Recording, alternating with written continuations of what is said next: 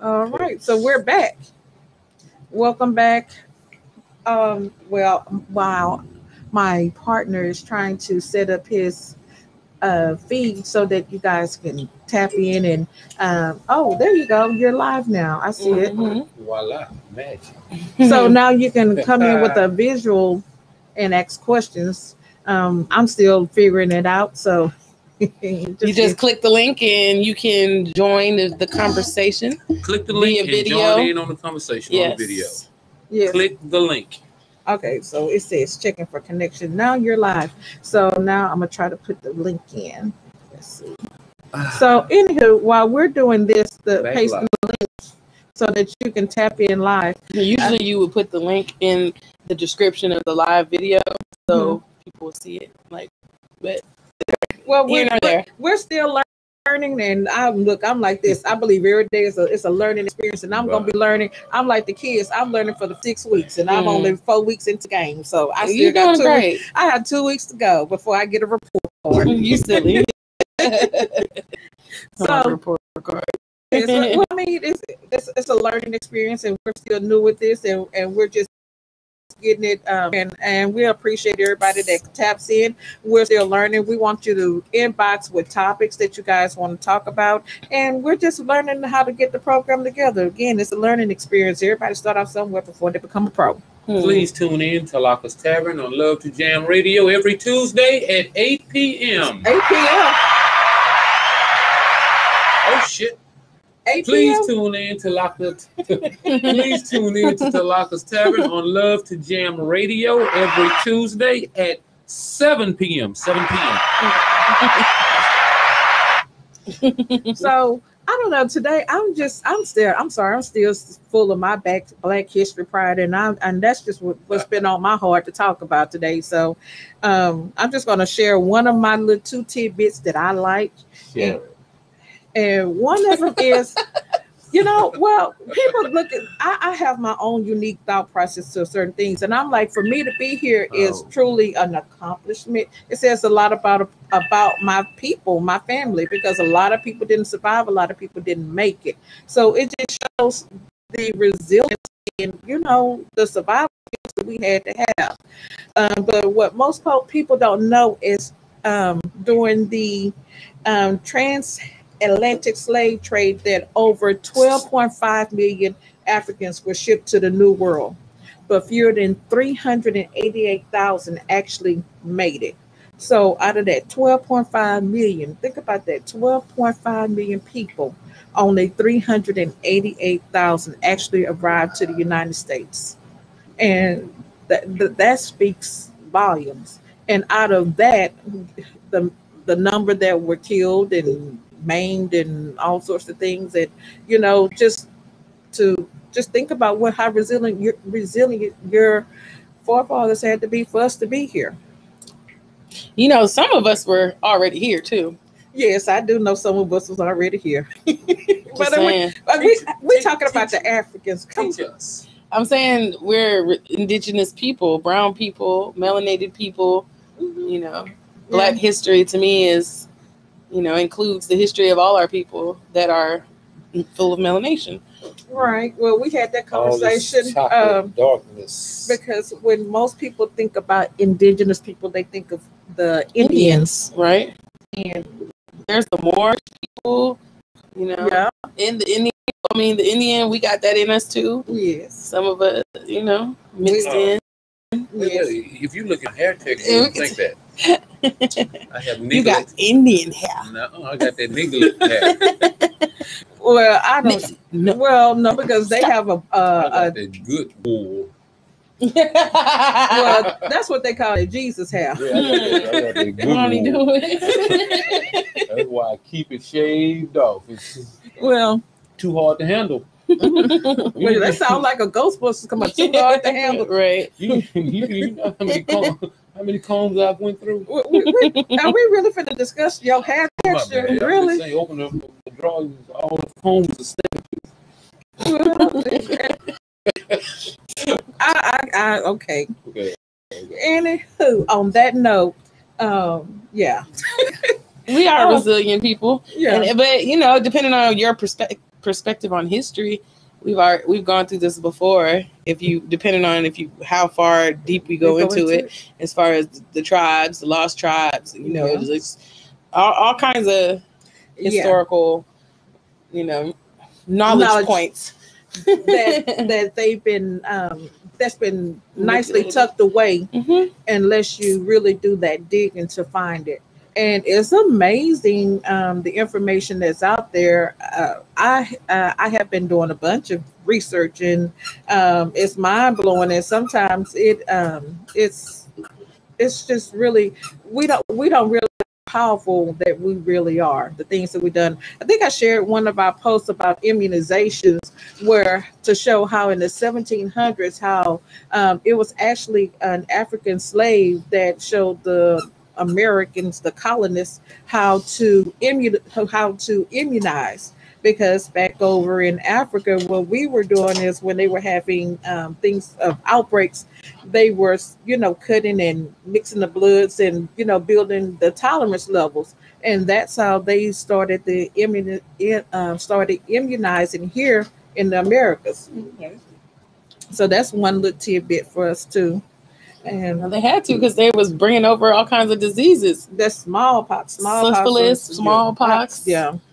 You know what I'm saying? Yeah, they were nasty people, and they had nasty ass habits and living, conditions. Not even condition standards. Yeah. Well, they showed, if we go back, we showed them how to make soap. Indeed. We showed them how to take baths. It's a lot of history. I mean, we just have to, that's why it's no way that as a person of color that you can't walk around with your head held high on any standard. I don't care what's going on. I mean, we were a very proud people.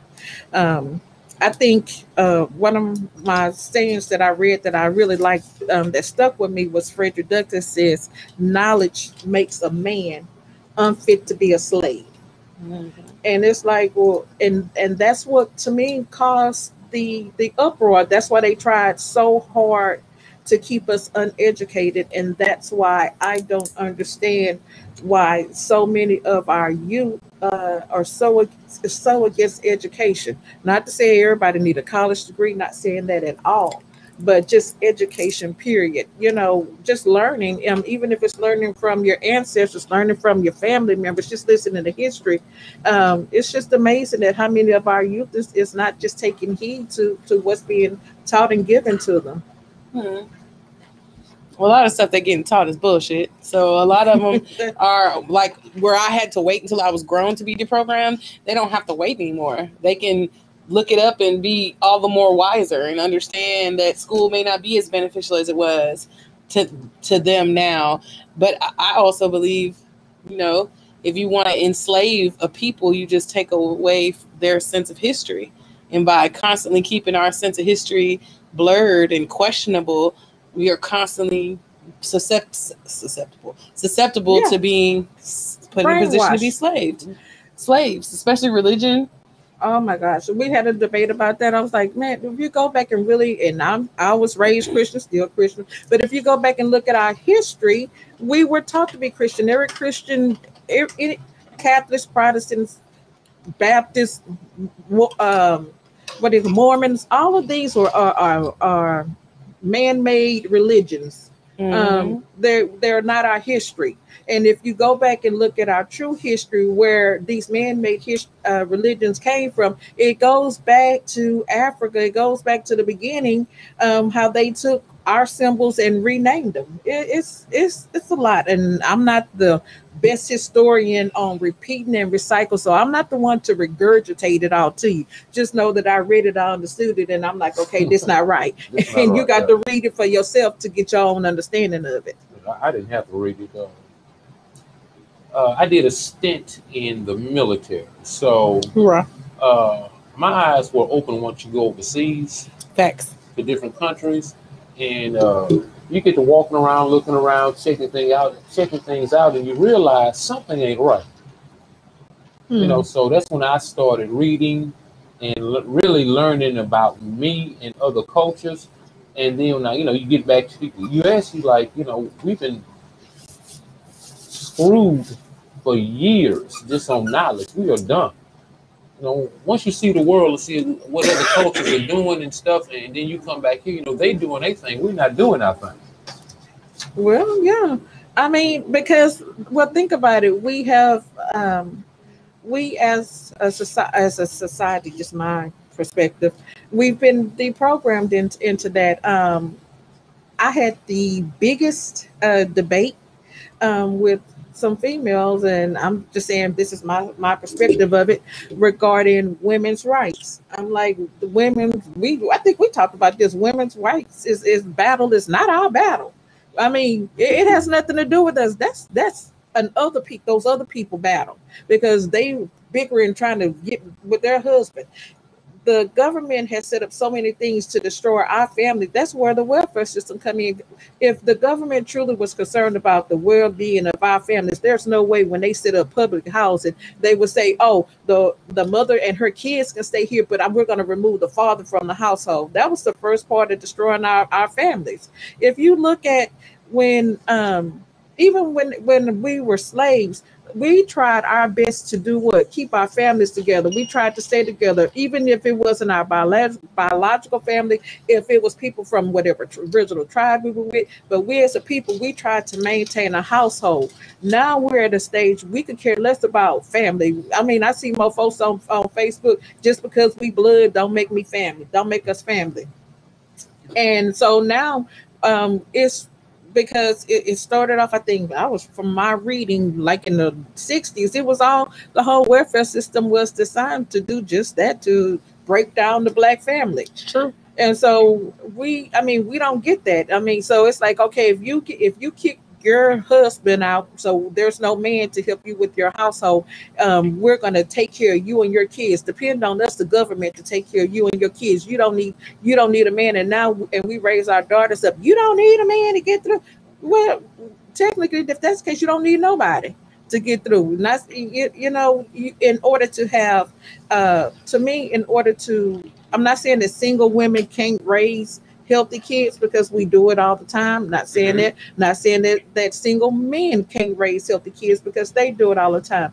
But what I am saying is that we need to get back to the practice of the Black family, the Black unit, instead of I ain't never getting married, and I'm gonna run these.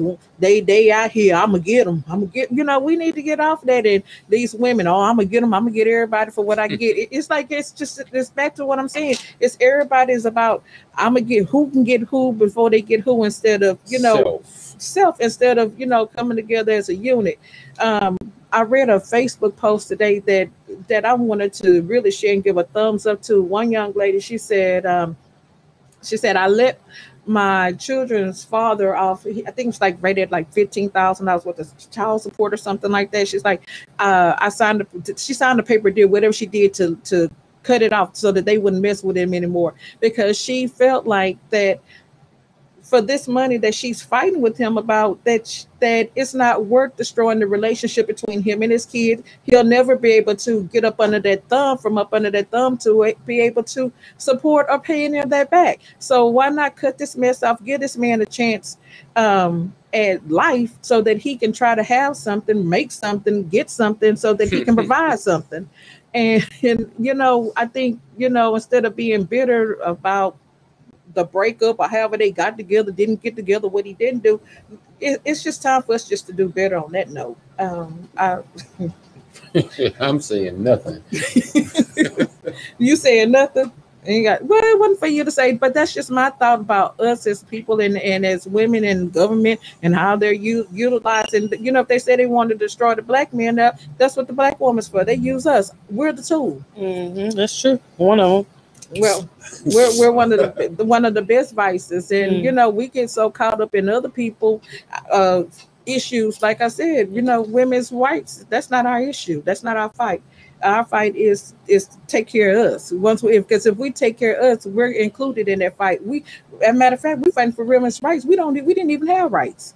So how you gonna fight for women's rights when you don't even have the rights they fighting for? Right. Because Lovey, you said we need to do something. I was saying it's 8:15. Oh, Okay, well that means that's the end of the show today. We we spent the whole show talking about Black history and just our thoughts and opinions on it. Next week we're gonna kind of touch on again Heart Association, and don't forget we're still on our take a loved one to the doctor for the month.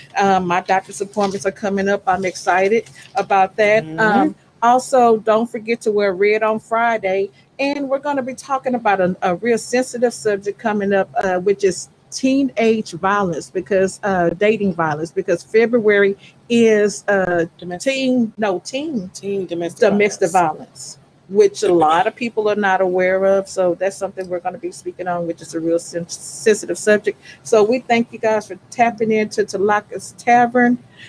We hope you come back and see us next Tuesday. See us next.